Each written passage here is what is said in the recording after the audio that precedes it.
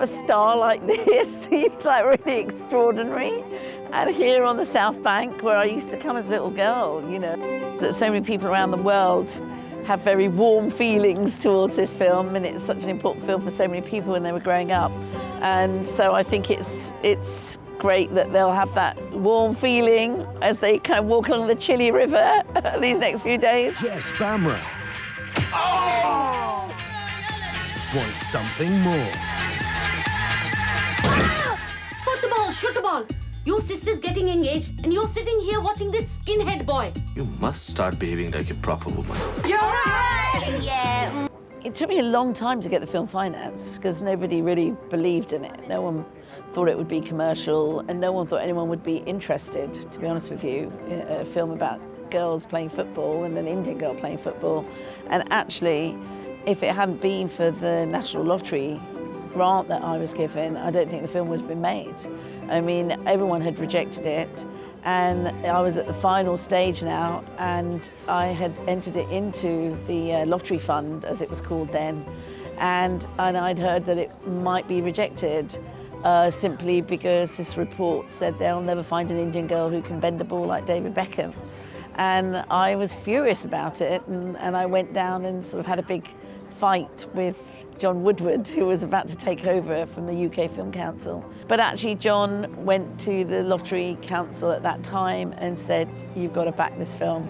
And so they did. And so once that money came in, I ended up being able to make the film because everyone else started coming in. So really I owe a lot to the National Lottery. So today it's fantastic that they've honoured me like this.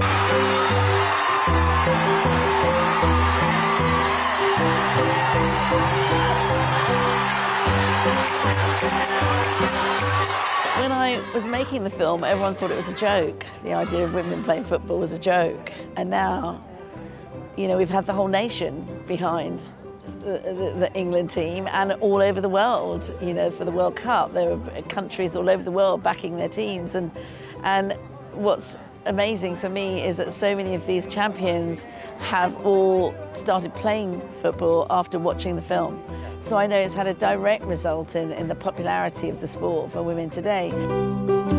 Yeah, it feels incredible, you know, it was amazing to be asked and like amongst such incredible people, like Bend It Like Beckham, iconic film, one of my favourite films in the world. So yeah, epic morning to chat about that, but yeah, it's amazing.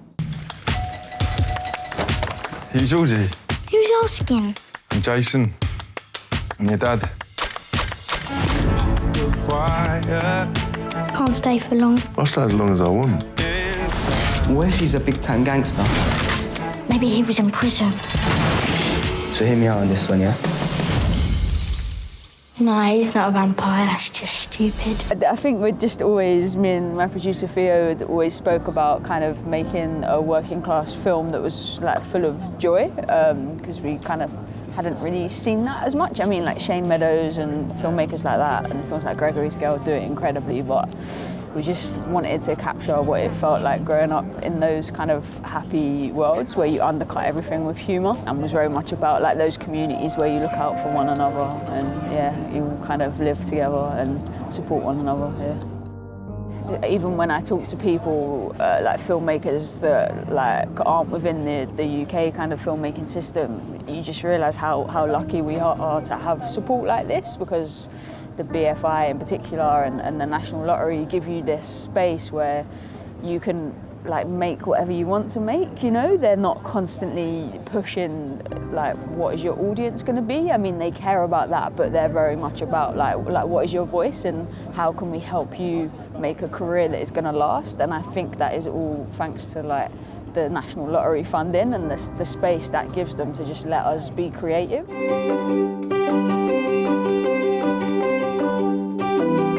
So excited, I'm going, my friend has actually made a spreadsheet of our schedule of LFF, and we are watching about 4 films a day. I think one day he's got us watching 5, so we are jam-packing it. But yeah, LFF is the best because it's just like all the films from the entire film festival year come to LFF, and you get to just like sit with audiences that love film and yeah, just like chat about it after. Obviously not if you're smashing 5 a day because then you're running to the next screening.